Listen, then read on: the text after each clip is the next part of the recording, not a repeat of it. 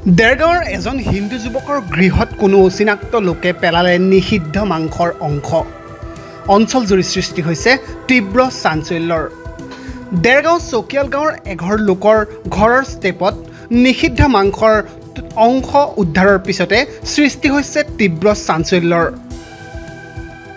নিশাই দেৰগাঁও থানাত দাখিল কৰে এজাহাৰ। দেৰগাঁৱত উদ্ধাৰ হ'ল নিষিদ্ধ মাংসৰ অংশ। দেৰগাঁৱৰ চকিয়াল গাঁৱৰ বিদ্যুৎ হাজৰিকা নামৰ যুৱকজনৰ ঘৰৰ ষ্টেপত নিষিদ্ধ মাংসৰ টুকুৰা উদ্ধাৰৰ পিছতেই সমগ্ৰ অঞ্চলজুৰি সৃষ্টি হৈছে তীব্ৰ চাঞ্চল্যৰ। এই ঘটনাৰ সন্দৰ্ভত নিশাই দেৰগাঁও থানাত ভুক্তভোগীয়ে দাখিল কৰিছে এজাহাৰ।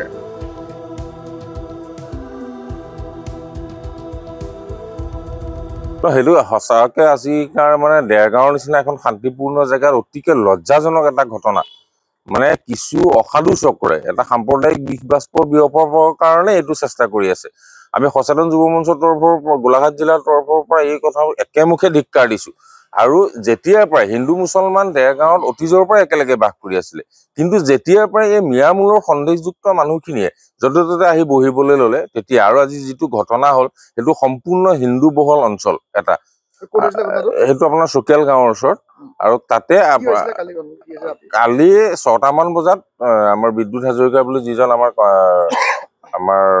ভাতৃপ্ৰতিম বন্ধু হেৰি আছে, তেওঁৰ ঘৰৰ চৌহদত মানে ষ্টেপত হিন্দু যুৱক, তেওঁৰ ঘৰত এটা কটা মূৰ, গৰুৰ কটা মূৰ একদম সতেজ অৱস্থাত উদ্ধাৰ হৈছে। আৰু অতি দুৰ্ভাগ্যজনক কথা, সেই তেওঁৰ ঘৰৰ কিনাৰতে এটা ধৰ্মীয় উপাসনাস্থলীও আছে আমাৰ হিন্দু ধৰ্মৰ।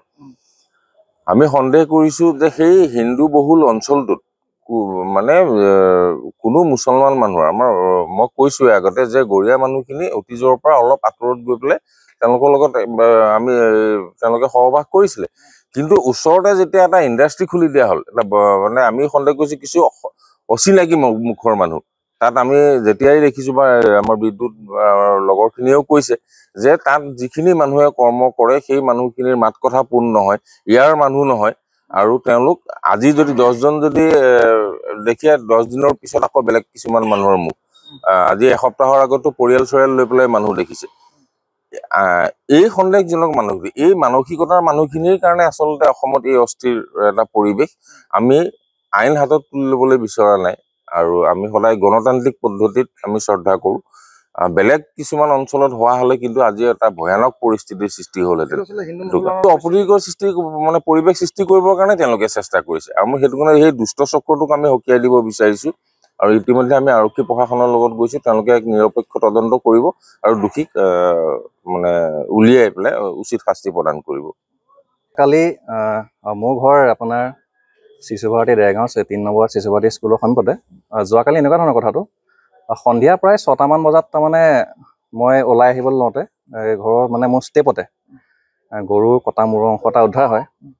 আৰু সেইটো লৈ মই অলপ আচৰিতো হৈছোঁ যে আজি মই প্ৰায় 23-24 বছৰ ভেটেনেৰী কোৱাৰ্টাৰতে মই থাকি ডাঙৰ হোৱা, ওচৰতে ইছলাম নগৰ গৰীয়া মূলৰ মানুহখিনি আছে, তেওঁলোকৰ লগতে ডাঙৰ হোৱা, কিন্তু এনেকুৱা ধৰণৰ পৰিস্থিতি মই আজিলৈকে সন্মুখীন হোৱা নাই।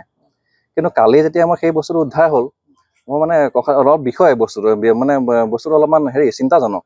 আৰু আজিলৈকে হোৱা নাই তেনেকুৱা ধৰণৰ শুনো, তেনেকুৱা ধৰণৰ শুনিছো, কিন্তু এনেকুৱা ধৰণৰ ঘটনা এই চাইডে শুনা নাই। কিন্তু মোৰ এনেকুৱা ধৰণৰ সন্দেহ হয়, তাৰমানে আমাৰ ঘৰৰ কাষতে ষ্টীল ফেক্টৰী এটা আছে আপোনাৰ, তাতো বিভিন্ন ধৰণৰ তাৰমানে আপোনাৰ মুখৰ পয়োভৰ ঘটে। আপোনাৰ এই এমাহ দেখিলে, আপোনাৰ কেইজনমান দেখিলে, তাৰপিছত আকৌ দেখিলে বেলেগ আপোনাৰ বংগমূল্য কিছুমান আপোনাৰ হেৰিয়া দেখা পাওঁ। এতিয়া মোৰ সন্দেহ হয় যে তেওঁলোকে এই আমাৰ যিটো সাতামপুৰুষীয়া আপোনাৰ সম্প্ৰীতি, এই সম্প্ৰীতিৰ এনাজৰীডাল আমাক ভাঙিবলৈ হয়তো তেওঁলোকে কিজানি চেষ্টা কৰিব পাৰে। গতিকে আমি সকলোৱে আহি আজি মোৰ বন্ধু, ভাতৃ, দাদা সকলোৱে আহি পেলাই আমি দেৰগাঁও থানাত আমি অচি ছাৰক বিষয়টো অৱগত কৰোঁ আৰু এটা নিৰপেক্ষ তদন্ত ইয়াৰ দাবী জনাইছোঁ। দেৰগাঁৱৰ পৰা মাধুৰ্য বৰাৰ ৰিপৰ্ট, NJ Media।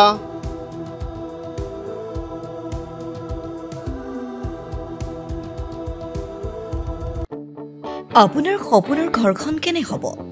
আপোনাৰ সন্তান আৰু আপোনজনৰ সৈতে কেনেদৰে কটাব আপোনাৰ আজৰি সময়?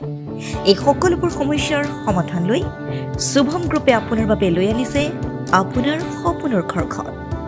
362টা ফ্লেটযুক্ত শুভম গাৰ্ডেনৰ সফল নিৰ্মাণৰ পাছতে 20 বছৰৰ ভৰসা 16টা প্ৰজেক্ট 28 লাখ বৰ্গফুটৰ সম্পূৰ্ণ নিৰ্মাণ আৰু 15 লাখ বৰ্গফুটৰ চলিত প্ৰকল্প নিৰ্মাণৰ অভিজ্ঞতাৰে যোৰহাটত শুভম গ্ৰুপে নিৰ্মাণ কৰিছে দ্বিতীয়টো প্ৰজেক্ট শুভম পাৰ্ক।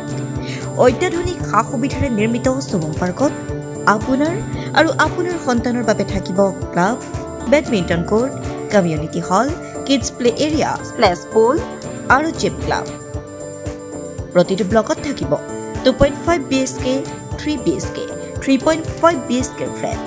লগতে থাকিব আপোনাৰ আৰু আপোনাৰ আপোনজনৰ প্ৰাপ্তিৰ সাহী। আজিয়ে বুক কৰক আপোনাৰ সপোনৰ ঘৰখন। যোগাযোগ কৰক 6003301010 নম্বৰত। আমাৰ ঠিকনা সোণাৰীগাঁও, তৰাজান, যোৰহাট 785001। 6000ৰো অধিক বাসিন্দাৰ ভৰসা শুভম গ্ৰুপ।